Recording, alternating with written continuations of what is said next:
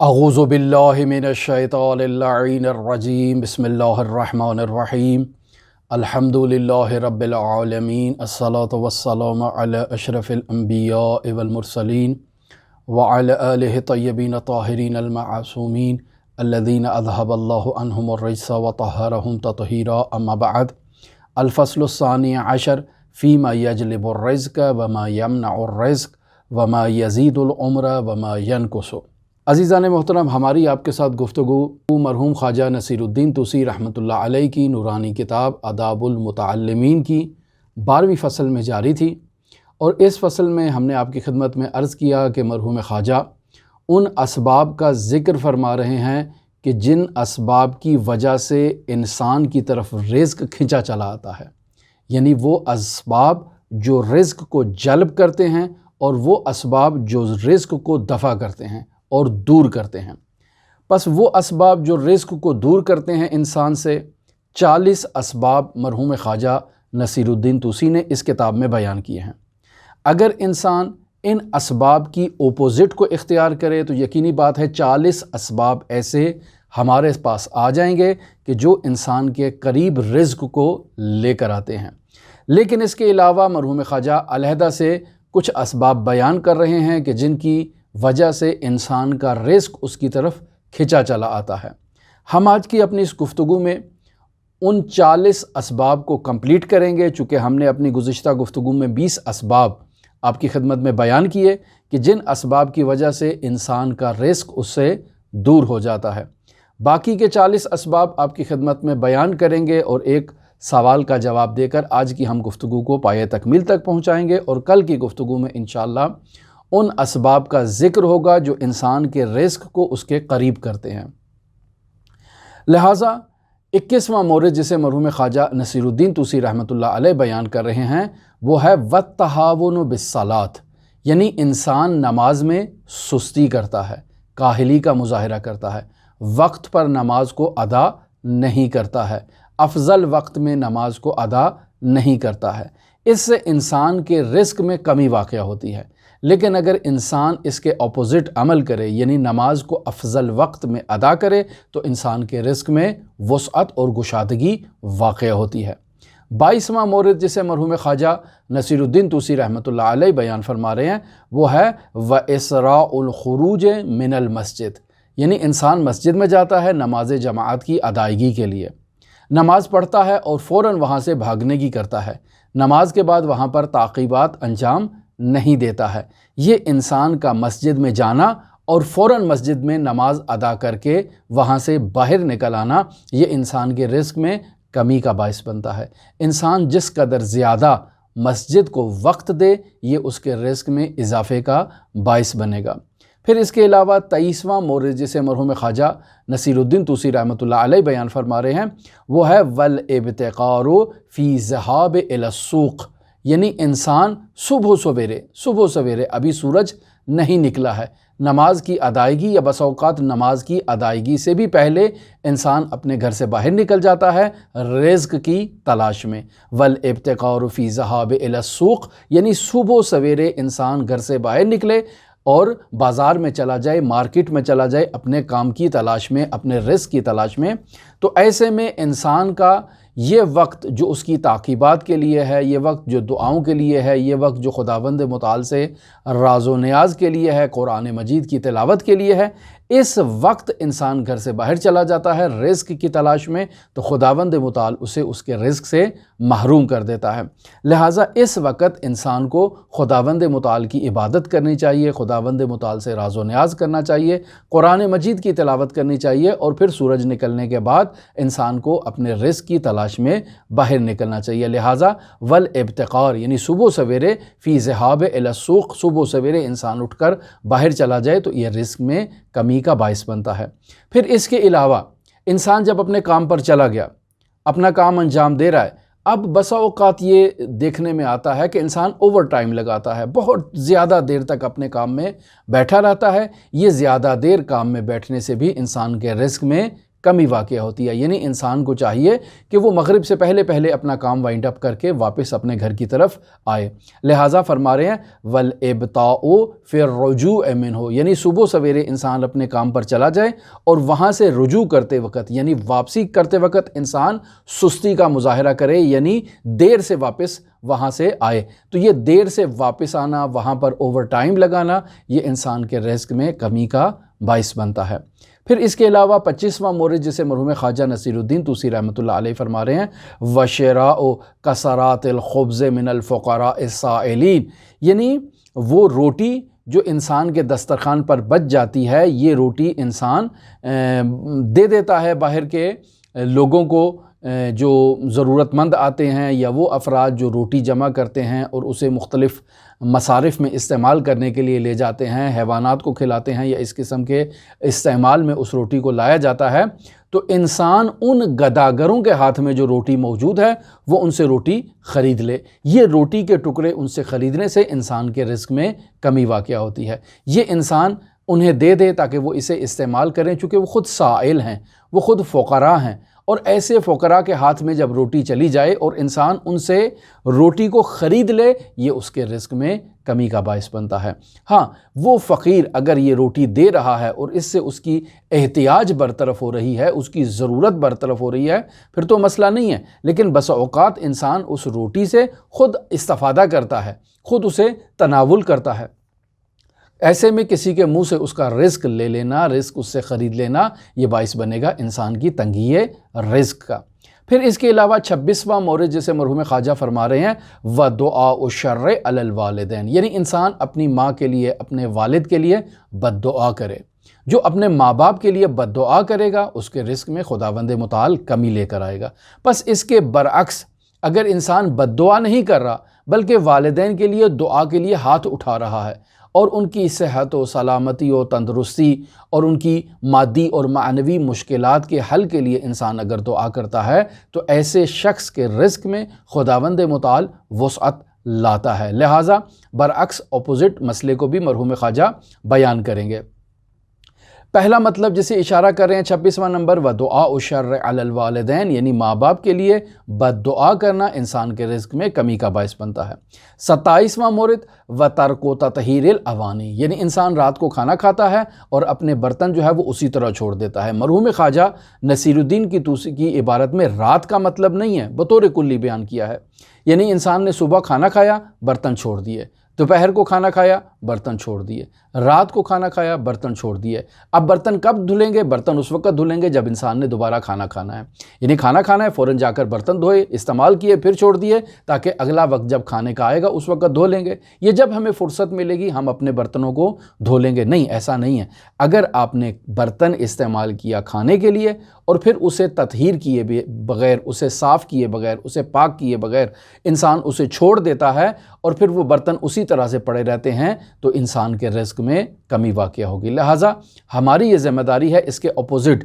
رزق میں اضافے کا۔ سبب کیا ہے؟ انسان کھانا کھائے فوراً جا کر اپنے برتنوں کو دھو کر وہاں پر رکھ دے، اور پھر جب دوبارہ استعمال کرے تو دوبارہ ان کو دھو کر وہاں پر رکھ دے۔ انہیں اسی طرح سے گندا چھوڑ دینا یہ انسان کے رزق میں کمی کا باعث بنتا ہے۔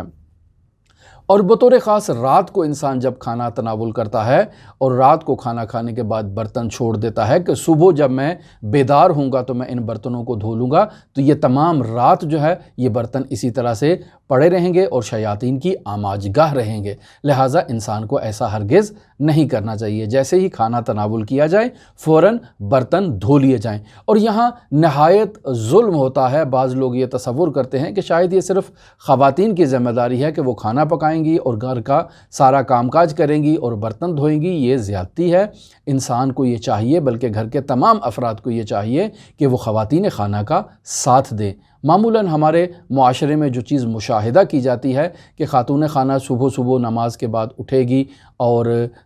کھانا تیار کرے گی، گھر کی صفائی کرے گی، تمام افراد کو کھانا کھلائے گی، برتن دھوئے گی، پھر اس کے علاوہ کپڑے دھوئے گی، پھر اس کے علاوہ دوپہر کا کھانا، پھر رات کا کھانا، اور یہ سارا دن خاتون خانہ جو ہے وہ گھر کے کام کاج میں مصروف رہتی ہے۔ لہٰذا اگر آپ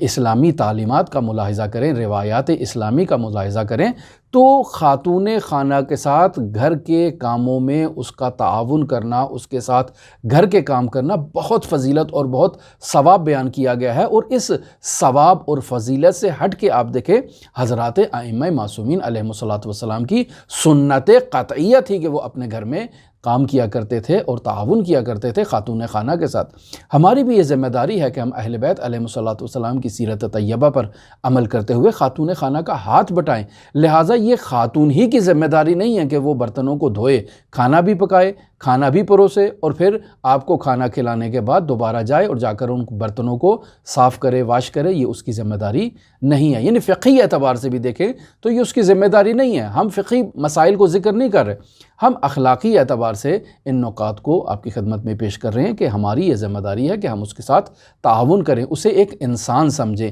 یہ انسان سمجھنے کی تعلیم ہمیں اہل بیت علیہم الصلاۃ والسلام کی سیرت و تعلیمات سے ملتی ہے۔ لہٰذا روایات میں اگر اس باب کی طرف رجوع کیا جائے تو متعدد روایات آپ کو اس باب میں مل جائیں گی، اور سیرت میں بھی اگر آپ مشاہدہ کریں تو متعدد آپ کو ایسے نمونے سیرت میں مل جائیں گے۔ لہٰذا ہمیں اس پر عمل کرنا چاہیے۔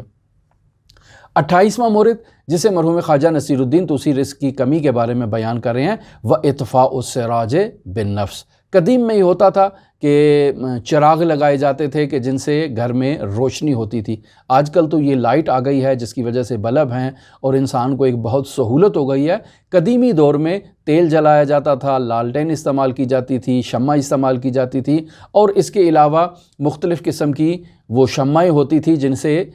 گھروں میں روشنائی کی جاتی تھی۔ ایسے میں انسان کو اگر اس چراغ کی، اس روشنی کی ضرورت نہیں ہے اور انسان اسے اپنے منہ سے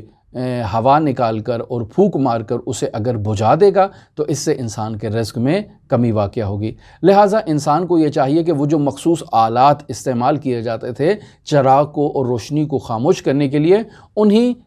آلات کا استعمال کرے اور انہی کی مدد سے اس روشنی کو بجھا دے۔ اور اگر موم بتی ہے تو انسان اس کو اپنے ہاتھ سے بھی بجھا سکتا ہے، لیکن اگر ہاتھ سے نہیں بجھانا چاہتا تو انسان کسی دوسری چیز کی مدد سے اس جلتے ہوئے چراغ کی لوہ کو خاموش کر سکتا ہے۔ لیکن اگر انسان پھونکوں سے اس چراغ کو بجھانا چاہے تو اس سے رزق میں کمی واقع ہوگی۔ پھر اس کے علاوہ مرحوم خواجہ نصیر الدین توسی رحمۃ اللہ علیہ ان تمام موارد کو بیان کرنے کے بعد ایک یہاں عبارت اس عنوان سے ذکر کر رہے ہیں کہ کل ذالک یورث الفقر۔ یہ جتنی بھی ہم نے 28 مورد ابھی تک آپ کی خدمت میں 28 سے زائد موارد بیان کیے ہیں، یہ تمام کے تمام موارد جو ہیں وہ انسان کے رزق میں کمی واقع کرتے ہیں۔ ہم نے 28 بیان کیے ہیں، لیکن اوپر 2-3 موارد کچھ ایسے ہیں کہ جنہیں 2 موارد میں بھی تقسیم کیا جا سکتا ہے۔ اگر انہیں 2 سے زائد میں تقسیم کیا جائے تو یہ موارد زائد بن جائیں گے، لیکن ابھی تک جو ہم نے آپ کے سامنے گنتی شمار کی ہے اس کے مطابق 28 موارد بنتے ہیں۔ لہٰذا فرما رہے ہیں کہ کل ذالک یورث الفقر، یہ جتنے بھی ہم نے موارد آپ کی خدمت میں بیان کیے ہیں یہ تمام کے تمام موارد انسان کے رزق میں کمی کا باعث بنتے ہیں۔ عرف ذالک بالآثار، بھئی آپ کو کیسے معلوم ہوا کہ یہ اسباب رزق میں کمی کا باعث بنتے ہیں؟ کہتے ہیں کہ ہم نے تجربات سے، آثار سے اس چیز کو مشاہدہ کیا ہے، اور خود تجربہ اور مشاہدہ جو ہے وہ ایک علم کا ذریعہ اور ایک علم کا راستہ ہے۔ تو ہم نے ان کو آثار کے ذریعے سے مشاہدہ کیا ہے کہ یہ اسباب انسان کے رزق میں کمی کا باعث بنتے ہیں۔ پھر اس کے علاوہ مرحوم خواجہ 29واں مورد بیان کر رہے ہیں، وَقَذَ الْكِتَابَةُ بِقَلَمِ الْمَعْفُودِ، یعنی انسان ایک ایسی قلم سے اور ایک ایسی پینسل سے لکھتا ہے جسے کسی چیز کے ذریعے سے باندھ دیا گیا ہے۔ اگر انسان ایسی قلم سے لکھے جسے کسی چیز سے باندھا گیا ہے کہ معمولاً عام طور پر اس چیز کو بینکوں میں مشاہدہ کیا جاتا ہے کہ وہاں ایک قلم رکھ دی جاتی ہے اور اس کے ساتھ ایک رسی باندھ دی جاتی ہے تاکہ لوگ اس کو استعمال کرنے کے بعد اپنے ساتھ اسے نہ لے جائیں بلکہ اسے یہیں پر چھوڑ دیں تاکہ دونوں بعد میں آنے والے لوگ جو ہیں وہ اسے استعمال کریں۔ یا بس اوقات آپ دیکھتے ہیں کہ بعض اداروں میں ایسی چیز بنائی جاتی ہے، ایک ایسا وسیلہ بنایا جاتا ہے کہ جس میں اس قلم کو پھنسا دیا جاتا ہے تاکہ وہ اس میں جڑی رہے اور دوبارہ جب استعمال کرنا ہو تو انسان اس کو وہاں سے نکال لے۔ خوب یہ قلم ایک جگہ پر بندھی ہوئی ہے، ایسی قلم کو جو کسی چیز میں جکڑی ہو، اس قلم کو استعمال کرنے سے انسان کے رزق میں کمی واقع ہوتی ہے۔ بعض لوگوں نے اس عبارت کو اس طرح سے بھی ترجمہ کیا ہے کہ ایسی قلم کہ جس قلم کا آغاز یعنی جس کی نب یا جس کا آغاز وہ لکھنے والا جو حصہ ہے وہ کسی چیز سے آلودہ ہو، اس سے بھی استعمال کرنے سے اور کتابت کرنے سے انسان کے رزق میں کمی واقع ہوتی ہے، لہٰذا ایسی چیزوں سے انسان کو اجتناب کرنا چاہیے۔ تیسواں مورد جسے مرحوم خواجہ نصیر الدین طوسی رحمۃ اللہ علیہ بیان فرما رہے ہیں، والامشاط بمشتل مکسور، یعنی انسان کنگھی کر رہا ہے لیکن ایسی چیز سے کنگھی کرے کہ جو ٹوٹی ہوئی ہے۔ اس ٹوٹے ہوئے وسیلے سے اگر انسان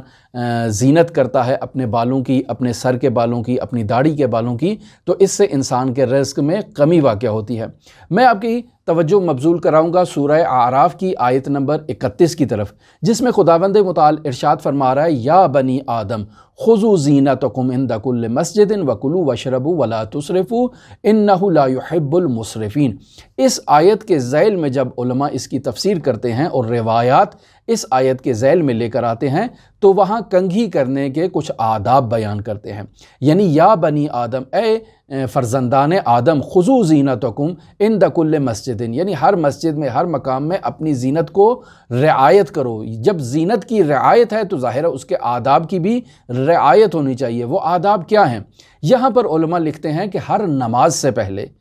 ہر مسجد یعنی ہر سجدہ کرنے سے پہلے انسان کے لیے مستحب ہے، یعنی واجب نماز ادا کر رہا ہے یا مستحب نماز ادا کر رہا ہے۔ اس واجب اور مستحب نماز کی ادائیگی سے پہلے انسان کے لیے مستحب کیا ہے کہ وہ کنگھی کرے۔ نماز کے بعد بھی انسان جو ہے وہ کنگھی کرے، یہ بھی مستحب ہے۔ لہٰذا کنگھی کو نماز سے پہلے یا نماز کے بعد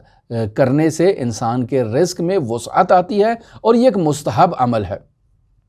لیکن توجہ رہنی چاہیے کہ یہ کنگھی ٹوٹی ہوئی نہیں ہونی چاہیے۔ اگر کنگھی ٹوٹی ہو تو اس سے انسان کے رزق میں کمی واقع ہوتی ہے۔ یہ آداب میں اس طرح سے بھی بیان کیا ہے کہ جب انسان کنگھی کر رہا ہے تو اپنے دائیں ہاتھ سے اس کنگھی کو تھامے اور پھر اس کو جو ہے نا وہ کرے۔ اگر انسان بائیں ہاتھ سے کنگھی کرے گا تو یہ مناسب نہیں ہے، آداب کے خلاف ہے، آداب اسلامی کے خلاف ہے۔ اور پھر تیسرا مورد جسے روایات میں بیان کیا گیا ہے وہ یہ ہے کہ انسان بیٹھے زمین پر یا کرسی پر یا کسی صوفے پر، اس کے بعد بیٹھ کر انسان جو ہے وہ کنگھی کرے۔ لیکن اگر انسان کھڑا ہوا ہے اور کھڑے ہو کر انسان کنگھی کرتا ہے تو اس سے اس کے رزق میں بھی کمی واقع ہوتی ہے، اور کھڑے ہو کر کنگھی کرنے سے انسان کی دعا بھی خداوند متعال اپنی بارگاہ میں قبول نہیں کرتا۔ لہٰذا روایات میں اس مطلب کو بیان کیا گیا ہے کہ وہ افراد جو کھڑے ہو کر کنگھی کرتے ہیں، ایسے انسان کا دل کمزور ہو جاتا ہے، یعنی قلبی بیماریاں اس کی طرف جو ہے نا وہ رغبت اختیار کر لیتی ہیں اور اس انسان کو دبوچ لیتی ہیں۔ لہٰذا ایسا انسان جو کھڑے ہو کر کنگھی کرے گا اس کا دل کمزور ہو جائے گا۔ ایسا انسان جو کھڑے ہو کر کنگھی کر رہا ہے اس پہ مختلف قسم کی روحانی بیماریاں اور روحانی پریشانیاں اس کی طرف ہجوم لے آئیں گی اور یہ انسان ان میں مبتلا ہو جائے گا۔ پھر انسان اگر کھڑے ہو کر کنگھی کر رہا ہے تو اس مورد کو مرحوم خواجہ نے ذکر نہیں کیا، لیکن روایات میں یہ مطلب بھی بیان ہوا ہے کہ اگر انسان کھڑے ہو کر کنگھی کرتا ہے تو ایسا انسان فقر میں مبتلا ہو جائے گا، ایسا انسان قرض میں مبتلا ہو جائے گا، یہ روایات میں واضح طور پر بیان کیا ہے۔ اب ایسے میں بس اوقات لوگ جو ہیں وہ ان کی حکمتوں کے پیچھے چلے جاتے ہیں، ان کے فلسفے کے پیچھے چلے جاتے ہیں کہ روایات میں ایسا مسئلہ کیوں ذکر کیا گیا ہے۔ میں اس کا بعد میں آپ کی خدمت میں اشارہ کروں گا، لیکن یہاں ابھی اجمالی طور پر ذکر کر دیتا ہوں کہ بعض لوگ جو حکمتیں اور فلسفے تلاش کرنا شروع کر دیتے ہیں اور اگر انہیں کوئی ایسی چیز مل بھی جاتی ہے یا ان کے مشاہدات سے کوئی ایسی چیز ان کے سامنے آتی ہے اور بعد میں جدید علوم کی روشنی میں وہ چیز مردود ہو جاتی ہے، یعنی اسے رد کر دیا جاتا ہے تعلیمات جدید میں، تو انسان سمجھتا ہے کہ اہل بیت علیہ السلام سے نقل شدہ روایات وہ مخدوش ہیں، وہ درست نہیں ہیں، جبکہ ایسا نہیں ہے۔ انسان کو ان چیزوں کے ایسے اسباب تلاش نہیں کرنے چاہیے۔ البتہ اطباء اس مطلب کی طرف اشارہ کرتے ہیں کہ اگر انسان کھڑے ہو کر کنگھی کرے گا تو اس کھڑے ہو کر کنگھی کرنے سے انسان کی جو جلد ہے اس کے بالوں کے نیچے وہ جو پیاز ہے جو اس بال کے نکلنے کا باعث بن رہا ہے وہ پیاز کمزور ہو جاتا ہے، جس سے انسان کے بال جو ہیں وہ جلدی جھڑنا شروع ہو جاتے ہیں۔ لہٰذا انسان کے بال نہ جھڑیں، لہٰذا انسان جو ہے نا وہ بیٹھ کر کنگھی کرے، اور برعکس بیٹھ کر کنگھی کرنے کے بارے میں کہا جاتا ہے کہ اس سے انسان کے بالوں کی جڑیں جو ہے وہ مضبوط ہوتی ہیں۔ ہم اپنے اصلی موضوع کی طرف آتے ہیں۔ مرحوم خواجہ 31واں مورد بیان کر رہے ہیں، وَتَرْكُ الدُّعَاءِ لِلْوَالِدَيْنِ۔ یہ وہ پہلا مورد جو مرحوم خواجہ نصیر الدین طوسی رحمۃ اللہ علیہ نے فرمایا تھا، وَدُعَاءُ الشَّرِّ عَلَى الْوَالِدَيْنِ، یعنی والدین کے لیے بد دعا کرنا رزق میں کمی کا باعث بنتا ہے۔ اور یہاں مرحوم خواجہ فرما رہے ہیں کہ والدین کے لیے دعا کو ترک کرنا یہ بھی رزق کا باعث ہے۔ پس انسان نہ تو والدین کے لیے بد دعا کرے اور نہ ہی دعا کو ترک کرے۔ اگر چاہتا ہے کہ اس کے رزق میں اضافہ ہو تو اپنے والدین کے لیے یعنی ماں اور باپ دونوں کے لیے دعا کرے، اپنے اجداد کے لیے، اجداد پدری ہوں، اجداد مادری ہوں، کوئی بھی ہوں، ان کے لیے دعا کرے۔ یہ دعا کرنا چاہے وہ والدین زندہ ہیں، چاہے وہ والدین اس دنیا سے رخصت ہو چکے ہیں، انسان کے رزق میں اضافے کا باعث بنے گا۔ لہٰذا انسان کو یہ چاہیے کہ وہ اپنے والدین کو دعا کرے۔ اگر ان کا حسن سلوک اولاد کے ساتھ اچھا نہیں ہے تب بھی اولاد کی یہ ذمہ داری ہے کہ والدین کی ہدایت کے لیے دعا کرے۔ 32واں مورد جسے مرحوم خواجہ نصیر الدین طوسی رحمۃ اللہ علیہ بیان فرما رہے ہیں کہ وَالتَّعَمُّمُ قَائِدًا، یعنی بیٹھ کر عمامہ پہننا، اس سے انسان کے رزق میں کمی واقع ہوتی ہے۔ بعض لوگوں نے اس کا اس طرح سے بھی ترجمہ کیا ہے کہ بیٹھ کر عمامہ باندھنا۔ اگر بیٹھ کر انسان عمامہ باندھے گا تو اس سے اس کے رزق میں کمی واقع ہوگی، جبکہ یہاں بیٹھ کر باندھنے کا لفظ استعمال نہیں کیا مرحوم خواجہ نے۔ ممکن ہے دوسری کتابوں میں یا دوسری جگہوں پر اس مطلب کا ذکر ہو، یہاں صرف عمامے کو اپنے سر پر رکھنا بیٹھے ہوئے حالت میں، اس سے انسان کے رزق میں کمی واقع ہوگی۔ لہٰذا انسان کو یہ چاہیے کہ وہ کھڑا ہو پھر اپنے سر کے اوپر جو ہے نا وہ عمامہ رکھے۔ اور بعض لوگ تو کھڑے ہو کر عمامہ باندھتے بھی ہیں، ہمیں خود بھی کھڑے ہو کر عمامہ باندھنے کی عادت ہے۔ لہٰذا اگر انسان کھڑے ہو کر عمامہ باندھے گا تو اس سے اس کے رزق میں کمی واقع نہیں ہوگی بلکہ رزق اس کا کشادہ ہوگا۔ اور 33واں مورد جسے مرحوم خواجہ نصیر الدین طوسی رحمۃ اللہ علیہ بیان فرما رہے ہیں، وَالتَّسَرْوُلْ قَائِمًا، یعنی انسان کھڑے ہو کر شلوار پہنتا ہے۔ یہ کھڑے ہو کر شلوار پہننے سے بھی انسان کے رزق میں کمی واقع ہوگی۔ اور بعض روایات میں تو یہ مطلب بھی بیان کیا ہے کہ ایک انسان جو کھڑے ہو کر شلوار پہن رہا ہے 3 دن تک خداوند متعال اس کی دعا کو قبول نہیں کرتا۔ یا وہ شخص جو کھڑے ہو کر شلوار تو پہن رہا ہے اور اس کے علاوہ قبلہ رخ ہو کر شلوار پہن رہا ہے، اس کی بھی دعا خداوند متعال قبول نہیں کرتا، اس کے بھی رزق میں کمی واقع ہوتی ہے۔ لہٰذا دعا کا تو بطور قطعی روایات میں موجود ہے کہ 3 دن تک ایسے شخص کی دعا کو قبول نہیں کیا جاتا ہے۔ بس انسان کو کھڑے ہو کر شلوار نہیں پہننی چاہیے، کسی کرسی پر بیٹھ جائے، کسی پلنگ پر یا کسی اور جگہ پر یا زمین پر بیٹھ جائے اور پھر بیٹھ کر اس شلوار کو زیب تن کرے، اس سے اس کے رزق میں کمی واقع نہیں ہوگی۔ بعض لوگوں نے اس کی حکمت تلاش کرنے کی کوشش کی ہے اور یہ کہا ہے کہ اگر انسان کھڑے ہو کر شلوار پہنتا ہے تو اس کی جو یہ کمر کی ہڈیاں ہیں، فارسی میں اسے ستون فقرات کہتے ہیں اور ہم اس کو اردو میں ریڑھ کی ہڈی کہتے ہیں، انسان کی ریڑھ کی ہڈی متاثر ہوتی ہے اگر انسان کھڑے ہو کر شلوار پہنے۔ لیکن بالفرض اگر اطباء کہیں کہ کھڑے ہو کر شلوار پہننے سے انسان کی ریڑھ کی ہڈی متاثر نہیں ہوتی ہے تو اس کا مطلب یہ نہیں ہے کہ یہ مطلب جو بیان کیا گیا ہے روایات میں یہ مطلب غلط ہے۔ ممکن ہے اطباء ابھی اس کی حکمت اور اس کے فلسفے کو درک نہ کر پائے ہوں، لہٰذا ہمیں اطباء کی بات، روایات سے اطباء کی بات کو تلاش نہیں کرنا ہے بلکہ روایات کو جو ہے وہ میزان قرار دینا ہے اور معیار قرار دینا ہے کہ آداب زندگی میں رسول خدا صلی اللہ علیہ وآلہ وسلم اور ان کے جانشینوں نے یہ آداب دیے ہیں۔ ممکن ہے ان آداب کی ہمیں حکمت اور فلسفہ معلوم ہو جائے، ممکن ہے ان کا حکمت اور فلسفہ ہمیں معلوم نہ ہو۔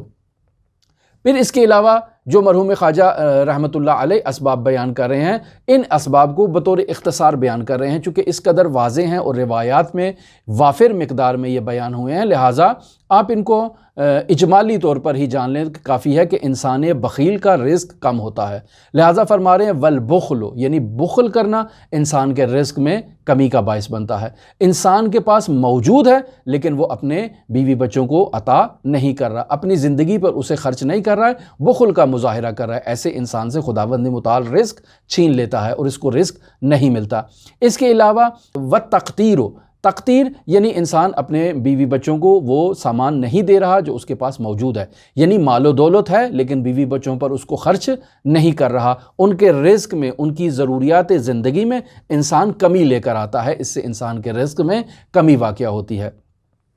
پھر اس کے علاوہ والاسراف ہو، یعنی انسان کے پاس ہے لیکن انسان اس کا اسراف کر رہا ہے، اس اسراف سے بھی انسان کے رزق میں کمی واقع ہوتی ہے۔ اگر انسان کی ضرورت سے زائد ہے تو انسان کو چاہیے کہ وہ فقراء میں تقسیم کر دے، انسان کو چاہیے کہ وہ ضرورت مندوں میں تقسیم کر دے۔ دنیا میں بہت سے ایسے لوگ ہیں جن کے پاس ابتدائی ترین ضروریات زندگی موجود نہیں ہے، تو ایسے میں ان کی مدد کرنا انسان کے رزق میں اضافے کا باعث بنے گا۔ لیکن اگر انسان آدھا کھانا کھاتا ہے، آدھا پھینک دیتا ہے کوڑے کی بالٹی میں، تو اس سے انسان کے رزق میں کمی واقع ہوتی ہے۔ ایسا انسان کو نہیں کرنا چاہیے۔ اس کے علاوہ والکسل، یعنی انسان سستی کا مظاہرہ کرتا ہے، یہ سستی کے مظاہرہ کرنے سے بھی انسان کے رزق میں کمی واقع ہوتی ہے۔ اور آخری مورد، اسے ایک مورد کے طور پر بھی بیان کیا جا سکتا ہے، دو موردوں کے صورت میں بھی بیان کیا جا سکتا ہے، والتوانی والتہاون فی الامور، یعنی سستی اور سہل انگاری کرنا، مختلف معاملات میں، مختلف کاموں میں، روزمرہ زندگی کے مسائل میں انسان سستی اور کاہلی کا مظاہرہ کرتا ہے، اس سے انسان کے رزق میں کمی واقع ہوتی ہے۔ ہم نے مرحوم خواجہ نصیر الدین طوسی رحمۃ اللہ علیہ کی اس نورانی کتاب سے ان 40 اسباب کو آپ کی خدمت میں بیان کیا ہے جو انسان کے رزق میں کمی کا باعث بنتے ہیں، اور اگر انسان ان کی اپوزٹ دیکھ لے، یعنی ان امور کو ترک کرے اور ان کی اپوزٹ اپنی زندگی میں رائج کرے، تو وہ خود بخود انسان کا رزق جو ہے وہ وسیع ہوگا۔ پس در واقع آپ ان 40 اسباب کو ایک جہت سے دیکھیں تو یہ رزق کی کمی کا باعث ہے، اور ان کی اپوزٹ کو دیکھیں تو یہ انسان کے رزق میں اضافے کا باعث بنیں گے۔ لیکن مرحوم خواجہ علیحدہ سے بھی رزق میں اضافے کے اسباب بیان کر رہے ہیں، جنہیں ہم کل آپ کی خدمت میں بیان کریں گے۔ آج کی گفتگو میں ہم ایک پہلو کی طرف اشارہ کرنا چاہتے ہیں، اور وہ پہلو یہ ہے کہ بعض لوگ یہ تصور کرتے ہیں اور ان اسباب کو جو ہم نے آپ کی خدمت میں بیان کیے، انہیں سننے کے بعد ان کے ذہن میں بہت ساری ایک سوالات جنم لیتے ہیں۔ پہلا کہ یہ آیا روایات کا حصہ ہیں یا تجربات کا ہیں؟ تو مرحوم خواجہ نے بیان کیا کہ ہمارے تجربات سے یہ چیز مشاہدہ ہوئی ہے۔ روایات تو ہوں گی، لیکن روایات کے علاوہ تجربات کا بھی حصہ ہے کہ یہ امور رزق میں کمی کا باعث بنتے ہیں۔ روایات یقینی ہے، چونکہ ہمارے علماء بغیر روایات کے اپنی طرف سے من گھڑت باتیں بیان نہیں کرتے ہیں، لہٰذا اگر روایات میں آپ ان مختلف کتابوں جن کا آغاز فصل میں مرحوم خواجہ نے ذکر کیا کہ ان موضوعات پر رزق میں اضافے سے متعلق، رزق میں کمی سے متعلق، عمر میں اضافے سے متعلق، عمر میں کمی سے متعلق بہت کتابیں لکھی جا چکی ہیں، ہم ان کا خلاصہ اور نچوڑ بیان کر رہے ہیں۔ ظاہری بات ہے جب آپ کسی چیز کا خلاصہ کرتے ہیں تو وہاں آپ اصل روایت، اصل آیت، اصل موضوعات اور وہ تمام برہانوں کو وہاں پر ذکر نہیں کریں گے، بلکہ خلاصہ اور چقیدہ مطلب بطور سرخیاں وہاں پر آپ بیان کریں گے۔ یہ در واقع وہ سرخیاں ہیں جنہیں مرحوم خواجہ نصیر الدین طوسی رحمۃ اللہ علیہ نے ان کتابوں سے اقتباس کیا ہے اور نکال کر نچوڑ کی صورت میں ہمارے پاس لائے ہیں۔ لیکن اگر آپ اصل منابع کی طرف رجوع کریں تو وہاں آپ کو روایات مل جائیں گی، جیسا کہ ہم نے بعض موارد میں آپ کی خدمت میں روایات بھی بیان کی ہیں۔ ایک مطلب۔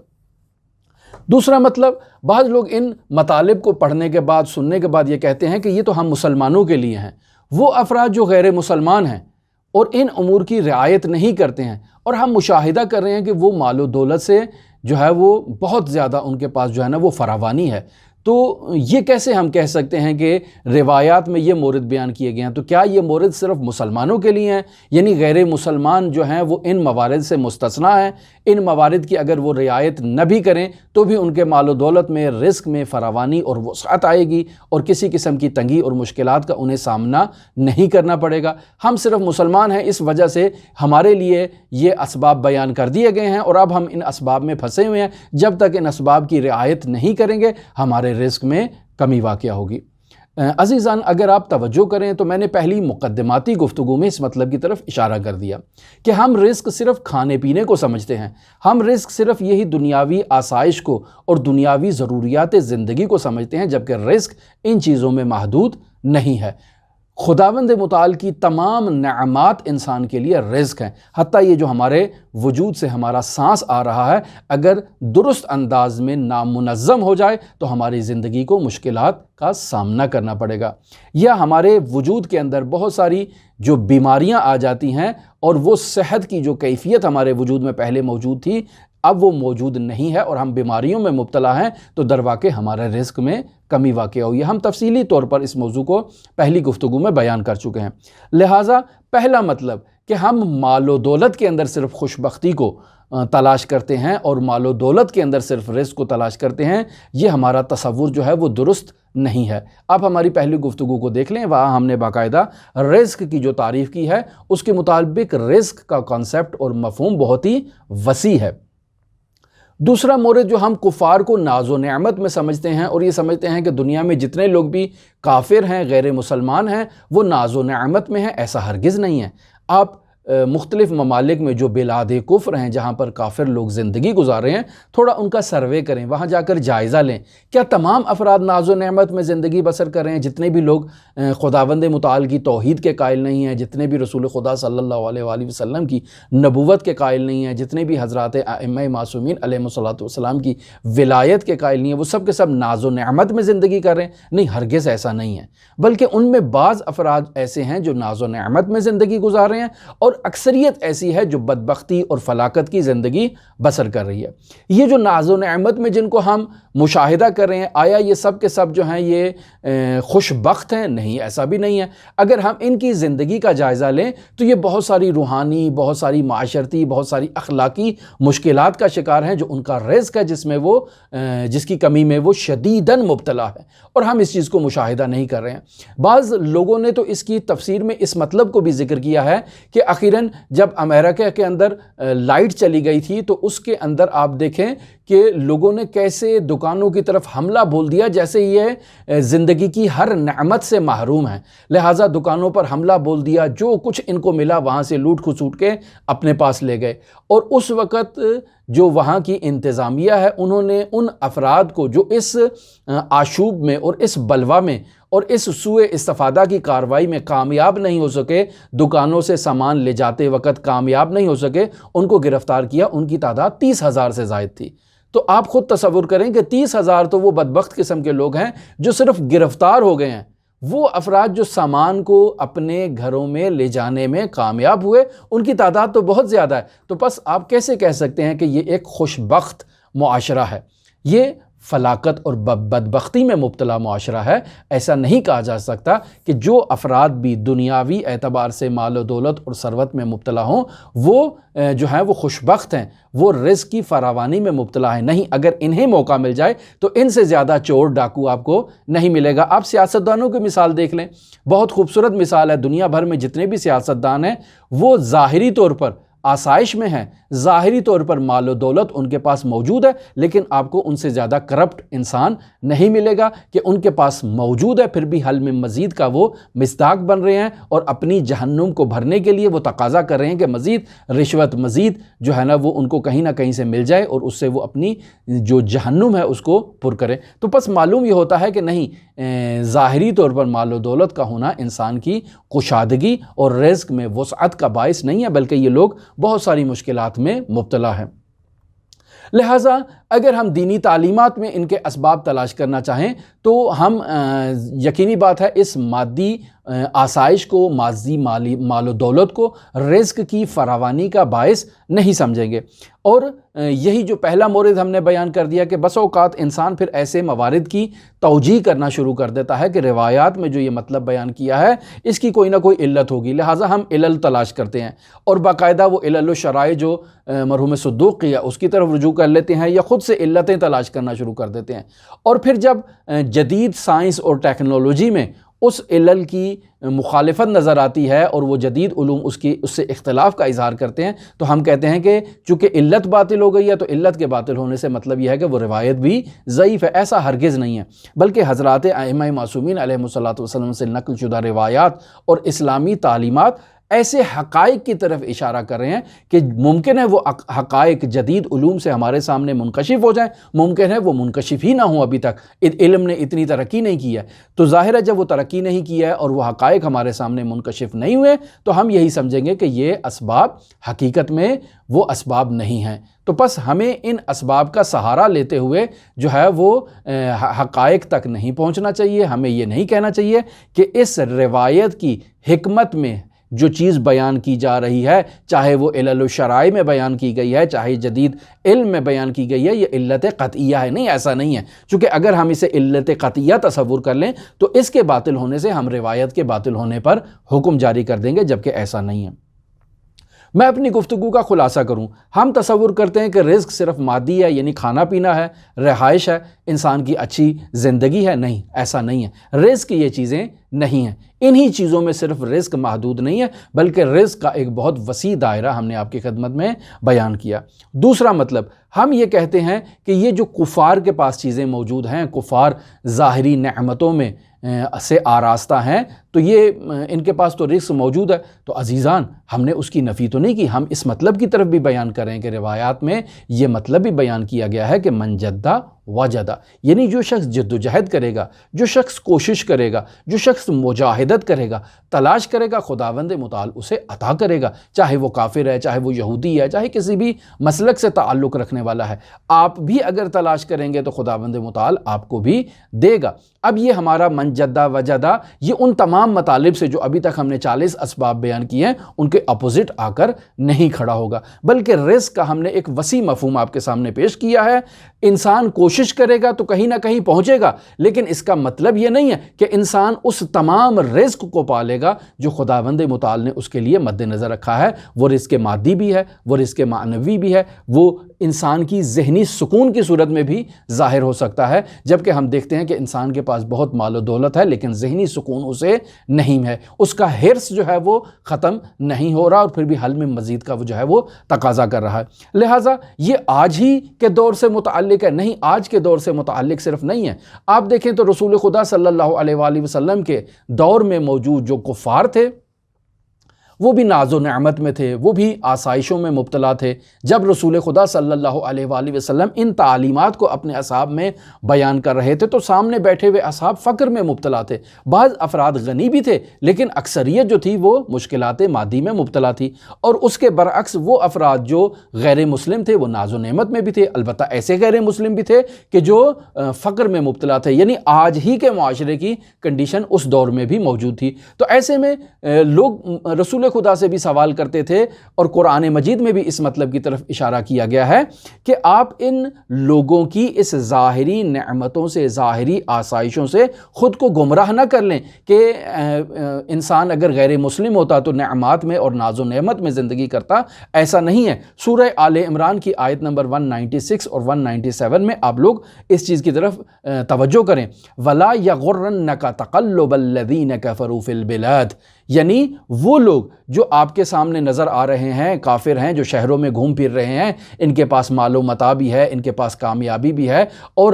بہت ہی جو ہے نا وہ اکڑ کے اللہ تبارک و تعالیٰ کی زمین پر چل رہے ہیں، تو آپ اس سے گمراہی میں مبتلا نہ ہوں، آپ اس سے خود کو دھوکے میں نہ ڈال لیں۔ لا یغرنک تقلب الذین کفروا فی البلاد، یہ جو بلاد میں گھوم رہے ہیں، ان کے بلاد میں گھومنے سے آپ اپنے آپ کو جو ہے نا وہ دھوکے میں نہ ڈالیں۔ متاع قلیل ثم مأواہ جہنم وبئس المہاد، یہ جو ان کے پاس سامان آپ دیکھ رہے ہیں، یہ جو دنیا آپ ان کے پاس دیکھ رہے ہیں، یہ متاع قلیل ہے، یہ تھوڑا سا سامان ان کے پاس ملا ہے، جبکہ خداوند متعال کی بہت ساری نعمات سے یہ لوگ کیا ہیں، محروم ہیں، اور ان کا ٹھکانہ جو ہے وہ جہنم ہے۔ اس دنیا میں آپ کے پاس متاع قلیل مادی ضرور ہوگا، لیکن آپ کے پاس اس کے برعکس جو ہے وہ خداوند متعال کی بہت ساری نعمات جو ہیں وہ موجود ہیں، اور آپ ان نعمات کو مد نظر رکھتے ہوئے اس متاع قلیل پر ہرگز راضی نہیں ہوں گے۔ اور حقیقت کیا ہے؟ حقیقت وہی متاع کثیر ہے کہ جس کی طرف خداوند متعال نے اشارہ کیا۔ میں ایک واقعہ آپ کی خدمت میں نقل کرتے ہوئے اپنی گفتگو کو ختم کرتا ہوں کہ ایک شخص حضرت مولا الموحدین امیر المؤمنین علی ابن ابی طالب علیہ الاف التحیۃ و ثنا سے وسعت رزق کے بارے میں سوال کر رہا تھا کہ مجھے میرا رزق قلیل ہے، مجھے پاس رزق وسیع ہونا چاہیے، اور اس قسم کے تقاضے کر رہا تھا۔ حضرت نے اس کے لیے ایک دروازہ کھولا اور کہا کہ جاؤ اس سے جا کر جو ہے نا وہ اپنا رزق لے لو۔ جب اس دروازے کی طرف وہ بڑھا تو دیکھا کہ وہاں سے بہت ہی جو ہے وہ سمیل اس کی طرف آ رہی ہے، بہت ہی بدبو ہے کہ جسے وہ برداشت نہیں کر سکتا۔ تو کہتا ہے کہ مجھے یہ دنیا نہیں چاہیے، مجھے وہی دنیا چاہیے کہ جس میں پہلے مبتلا تھا، اور وہ آپ کی ولایت تھی۔ مرحوم آغائے مرندی سے متعلق بھی یہ واقعہ نقل ہے کہ ان کی زوجہ ان سے مادی مشکلات کا ذکر کرتی تھی اور ان سے یہ تقاضا کرتی تھی کہ کچھ ایسی حرکت ہونی چاہیے کہ ہمارے لیے بھی جو ہے نا وہ آسائشیں جو ہے نا وہ ہمیں بھی چاہیے کہ وجوہات شرعیہ کا استفادہ کریں، انہیں استعمال استعمال کریں تاکہ ہماری مشکلات حل ہوں۔ تو مرحوم مرندی اپنی زوجہ سے کہتے ہیں کہ میری جو ٹوپی ہے اس کو لے جاؤ اور اس کو پانی سے بھر کے لے آؤ۔ زوجہ جاتی ہیں، ٹوپی میں پانی بھر کے لے آتی ہیں، اور جب وہاں تک پہنچتی ہیں تو ظاہری بات ہے سارا پانی تو وہاں سے نکل جاتا ہے، اور اس کے اندر جو ہے نا وہ نہایتی غلاظت اور نہایتی گندگی جو ہے نا وہ باقی رہ جاتی ہے۔ اب وہ تعجب کرتی ہیں کہ پانی سے اتنی گندگی کہاں سے نکلی؟ تو اب مرحوم مرندی اپنی زوجہ سے کہتے ہیں کہ آپ مجھ سے یہ تقاضا کر رہی ہیں کہ میں اس گندگی کو جو ہے وہ کھا لوں، میں اس گندگی کو کیسے کھاؤں؟ یعنی مرحوم مرندی اپنی زوجہ کو یہ بیان کرنا چاہ رہے ہیں کہ جس متاع دنیا کی طرف آپ اشارہ کر رہی ہیں وہ اس کی حقیقت جو ہے وہ یہ ہے۔ لہٰذا انسان جو کھاتا ہے اور جو اپنے وجود سے باہر نکالتا ہے، اس متاع دنیا کی حقیقت وہی چیز ہے جو انسان کے وجود سے باہر نکلی ہے۔ لہٰذا ہم ان چیزوں میں خود کو جو ہے وہ پریشان نہ کریں۔ یہی وہ مطالب جو روایات اسلامی میں اور حکماء نے بیان کیے ہیں، بالخصوص خواجہ نصیر الدین طوسی رحمۃ اللہ علیہ نے بیان کیے ہیں، ان پر توجہ کی جائے، ان پر عمل کیا جائے، اور حقیقت رزق جو ہے وہ رزق معنوی ہے، یہ رزق مادی نہیں ہے۔ اور خداوند متعال انسان کے مادی رزق میں بھی کشادگی عطا کرتا ہے، انسان کو دعا کرنی چاہیے۔ لہٰذا ہم نے اس گفتگو میں آغاز ہی میں مرحوم خواجہ نصیر الدین طوسی رحمۃ اللہ علیہ نے وہ جو روایت نقل کی کہ دعا سے بہتر کوئی چیز نہیں جو انسان کے رزق میں وسعت لے کر آئے، انسان کو دعا کرنی چاہیے، خداوند متعال انشاءاللہ انسان کے رزق میں وسعت عطا کرے گا۔ ہم انشاءاللہ اپنی آئندہ گفتگو میں مرحوم خواجہ نصیر الدین طوسی رحمۃ اللہ علیہ کی اسی نورانی کتاب سے ان اسباب کو بیان کریں گے جو انسان کے رزق میں وسعت لے کر آتے ہیں۔ ضرور توجہ فرمائیے گا۔ خداوند متعال آپ کا حامی و ناصر ہو۔ اللہم صلی علی محمد و آل محمد وعجل فرج قائم آل محمد۔